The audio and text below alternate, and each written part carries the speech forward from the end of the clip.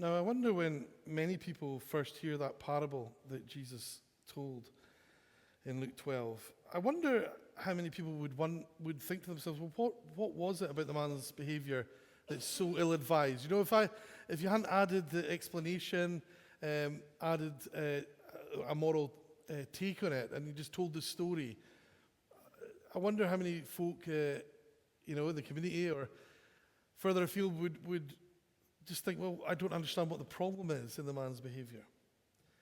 Because they might think that the man's sin is not all that obvious at first. Indeed, they might not even call it a sin at all in our culture today. And worse still, some might actually even go as far as to say that the man's behaviour is virtuous. Some might say, what's the man done wrong? All he did was work hard and be successful. It's hardly a crime, is it? So let's have a look. We'll read Luke 12, 13 to 21. You'll find it on page 1044 in your church Bible, if you want to follow along. Let's read the account again of Jesus and why he comes to tell this parable.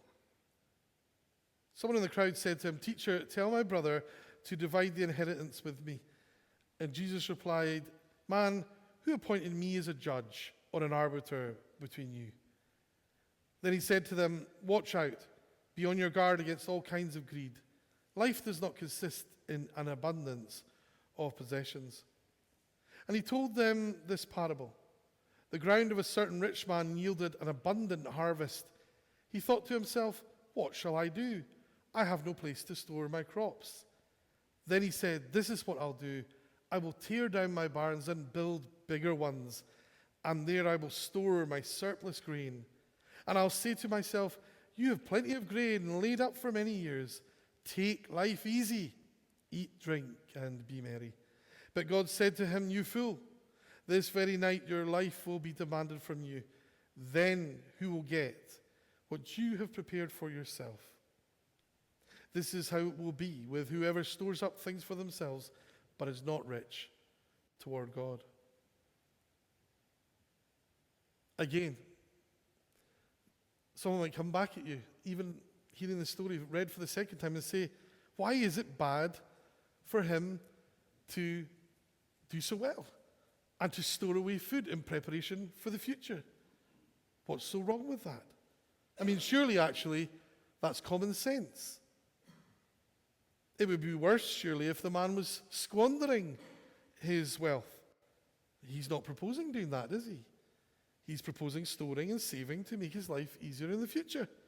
And they might say, well, is that not what all of us are doing or would want to do? It's not like he robbed a bank or something. And yet Jesus doesn't applaud the man's behavior, does he? Quite the opposite. And so why? You wonder why. Because I think some of those arguments that might be put have weight. I think they have weight, and I think they clearly have power. Why is the man's behavior described as being not rich towards God? Because I think that's the key. What's going on there? Is he not rich towards God because he makes too much money? Is there something inherently bad about wealth creation?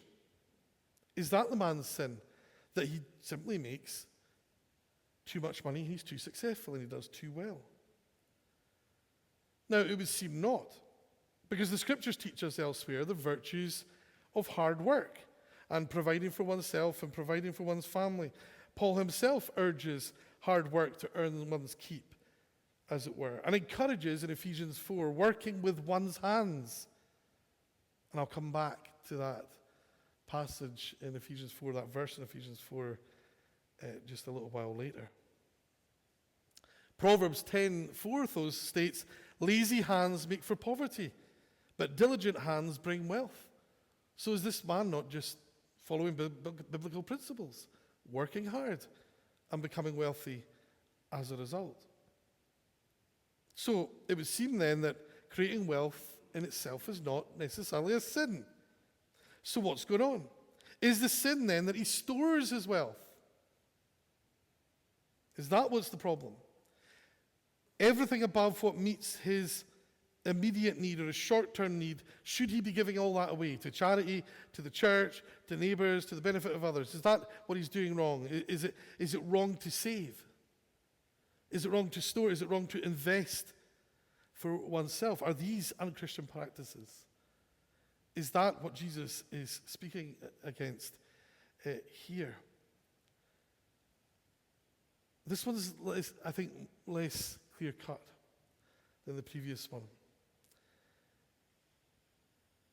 I think you could argue it would seem not. Maybe the argument that would come to your mind, the one that came to mind, was of Joseph. Joseph, who advises the people of Egypt to store their grain in anticipation of the rainy day to come when it would be needed. Instead of living the high life when things were going well, the people of Egypt are encouraged to remember that the good times don't last forever and that it is prudent and godly to manage our resources well. It's good stewardship. In the parable of the talents, Jesus commends those who faithfully use their resources to produce more, implying approval of productive work, productive effort, and growth.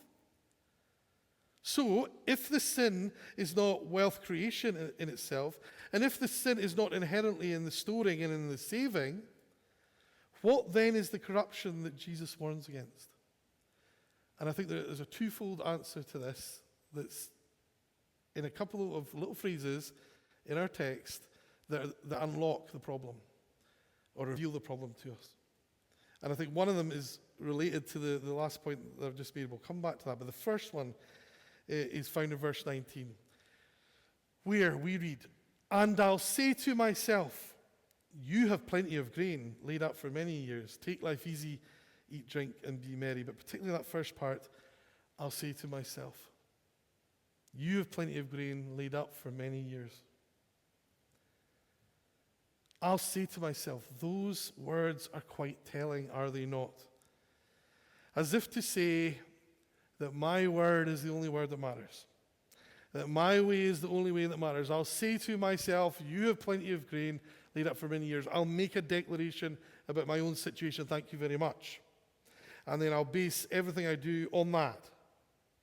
So it's the motivation behind all that the man does that reveals, I think, his sin.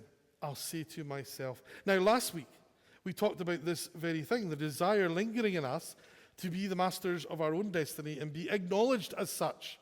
We chase the acknowledgement to be seen to be a self-made man or woman, someone who did things their way on their terms. We don't want to need God. Remember, we talked about this. We don't want to need God or be seen to need God. We want to say, this is all of my hand. It's the doing it my way that got me here. But it's also the doing it my way attitude that lies at the heart of the farmer's corruption here. I'll say to myself, not what does God say about the situation? I've got all these crops. What am I going to do with them? Should I look to the scriptures? Should I seek advice from someone who knows about God? No, that's not what he does. He doesn't consult God, doesn't want to know what God thinks. What would God want me to do? What would Jesus do? No. None of that factors into the thinking at all. Nothing like it. And not even a thank you, God, either in all of this. We get none of that. Instead, he declares, I'll say to myself. I'll say to myself. And many of the ills of our age begin with that sentiment, do they not? I won't listen to God. I'll do as pleases me, thank you.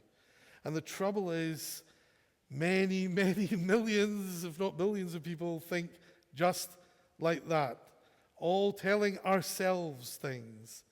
Telling ourselves how good we are. Telling ourselves how right we are. Telling ourselves how much we deserve what we have, how successful we are, how special we are, how important we are, and so on. I'll say to myself is a phrase that's designed to cover a multitude of sins. And so the man says, you have plenty of grain stored up. I'll say to myself, and that's where he starts going wrong. The pride, the arrogance in that statement, you've done a good job. Look at what a great farmer you are. You're a farmer that needs even bigger barns because you're so successful. Well done, you. Have a pat on the back. I'll say to myself, how great thou art. And because I'm so great and so rich and so successful, I'll be able to sit back and I'll be able to enjoy the spoils of my victory. Eat, drink, and be merry. That self-reliant, that self-sufficient mindset is deeply ingrained in us as humans. God is dead, said Nietzsche, and we have killed him. Well, we have in our own corrupt, sinful minds, that's for sure. We've certainly put him to the sword there. I'll say to myself, you don't need God. You know yourself, and you know what you're doing, and you know more than God. You're smarter than God. You're richer than God. God doesn't know what you know. Of course, this is the voice of the evil one telling us all these things. God isn't aware of the things that you've discovered, humans, and the things that you have invented, just how amazing you are. Look at the rockets you build and the big, tall buildings that reach to the sky. How amazing you are, and you say it to yourself. And then the final corrupt conclusion comes. I'll say to myself, I don't need a savior. I can save myself.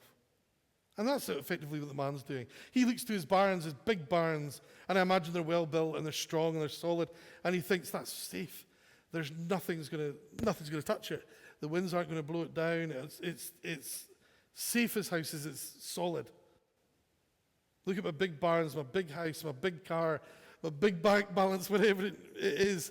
What do I need God for? What more can he give to me? What more can he add to me that I haven't already provided for myself? I'll say to myself. And right there is the sin that Jesus speaks against here, the sin of self-reliance, the great sin of our secular age. And I think Deuteronomy 8 is enlightening in this regard too, because there you find a chapter entitled in the NIV, Do Not Forget the Lord. Has that not been the problem all the way along? In Eden, at Babel, at Sinai, making golden calves all along the way. We have forgotten the Lord and have had to live with the consequences. And we as the human race are still making the same mistake over and over again. And that's why the rich man is a fool, as God calls him. And that's why if we're not rich in the things of God, we are foolish as well. He's not a fool because he creates wealth. Nor is he a fool because he's rich. He's a fool because he thinks it's all as a result of who he is and what he has done, and he has forgotten God.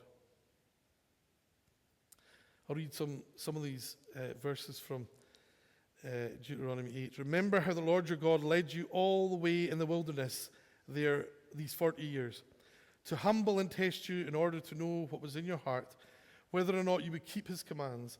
He humbled you, causing you to hunger, and then feeding you with manna, which neither you nor your ancestors had known, to teach you that man does not live on bread alone, but on every word that comes from the mouth of the Lord.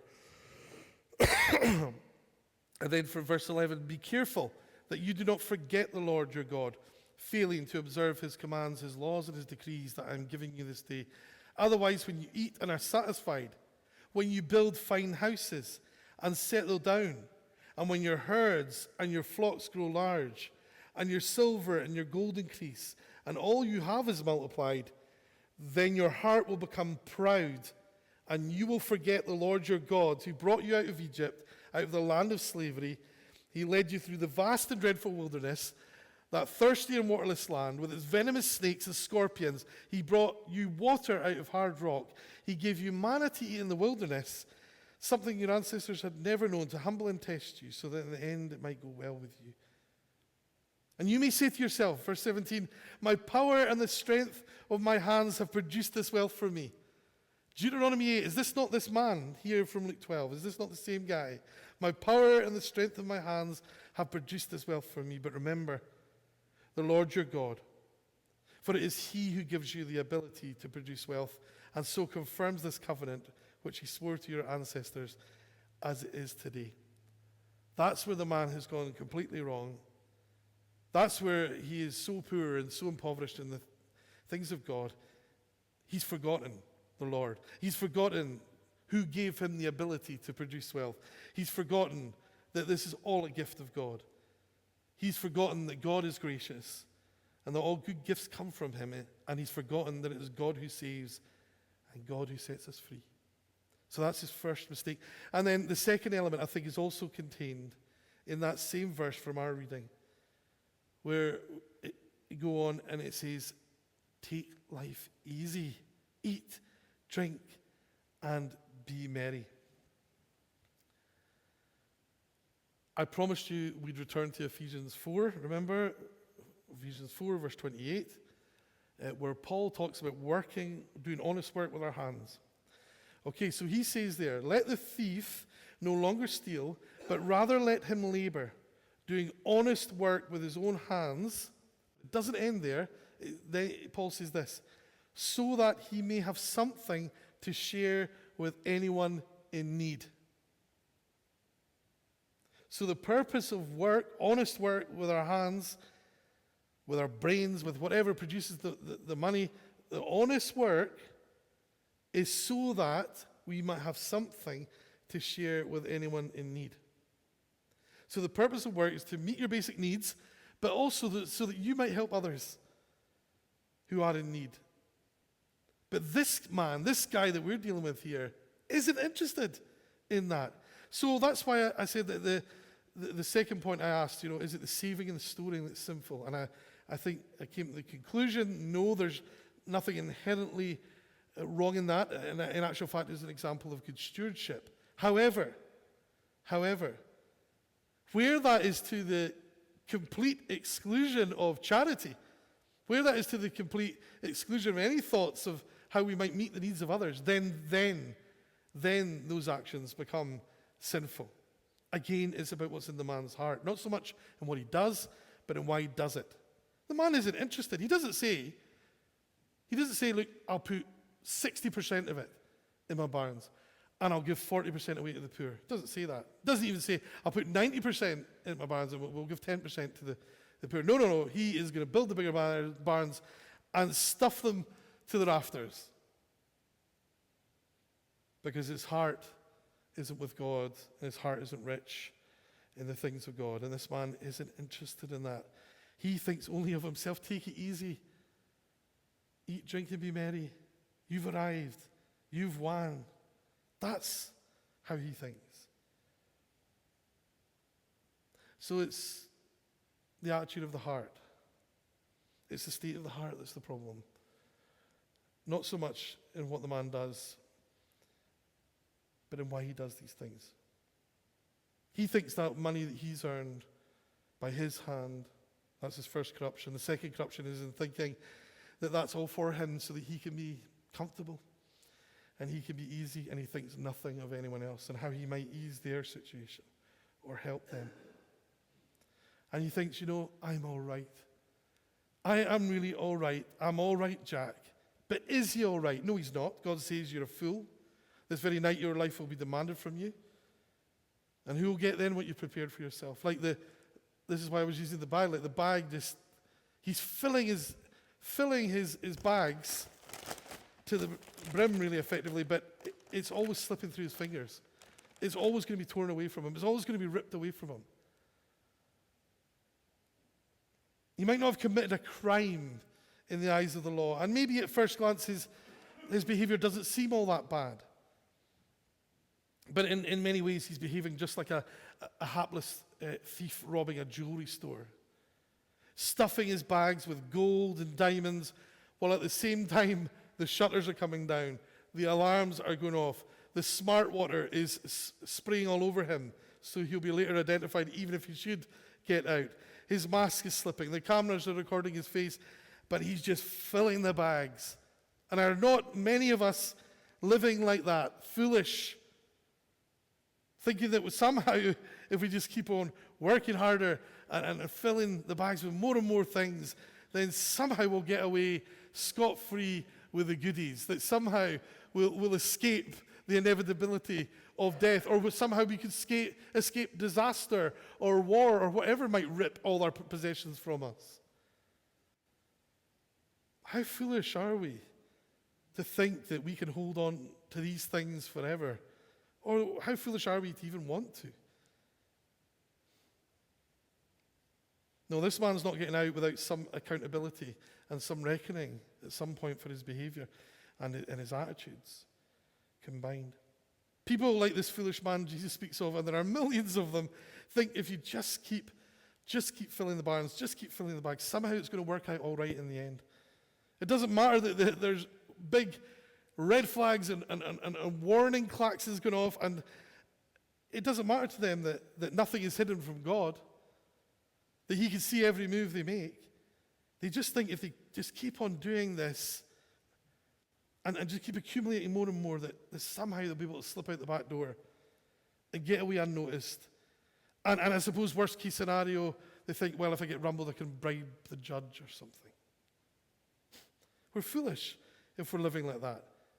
Now, this foolish man to his neighbors might have appeared a good, upstanding citizen. Many people might have envied him. They might have said, look at that guy. He's done well for himself. But actually, this good, upstanding, in the eyes of the world, successful guy is acting no different from a smuggler.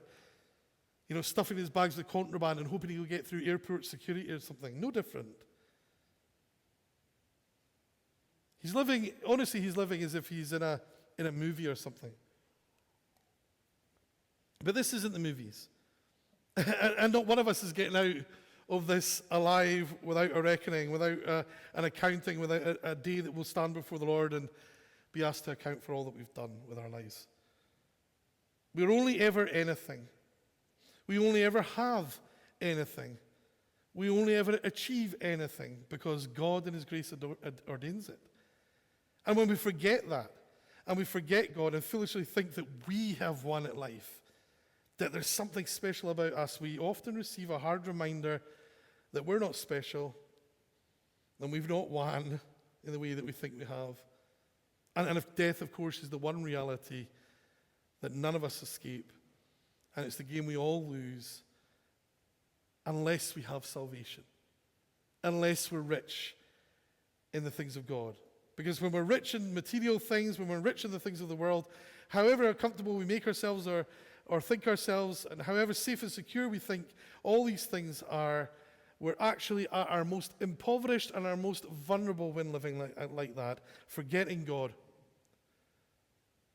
But on the other hand, if we choose to rely not on self, and instead to rely on Jesus Christ, we can know what it is to be truly rich.